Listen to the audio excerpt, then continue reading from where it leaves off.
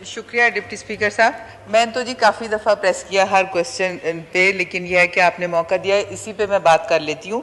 मुझे जी हम national level पे हम नेशनल असेंबली से सवाल कर रहे हैं, तो इसी से मुझे पार्लियामेंट्री सेक्रेटरी साहबा ने कहा है कि ये चूँकि 18th अमेंडमेंट के बाद डिवॉल्व हो गई हैं चीज़ें और वो सूबों के पास हैं, लेकिन मेन पॉलिसी तो हमें नेशनल लेवल पे बनानी है ना।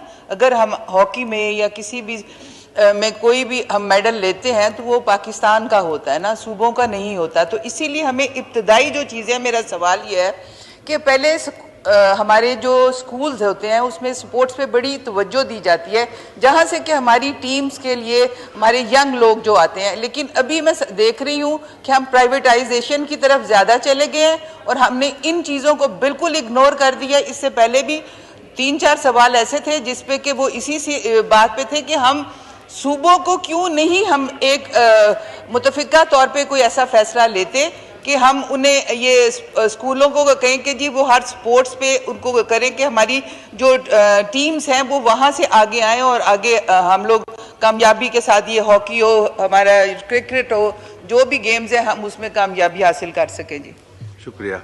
किरण दार साहब का माइक खोलें। Thank you ji.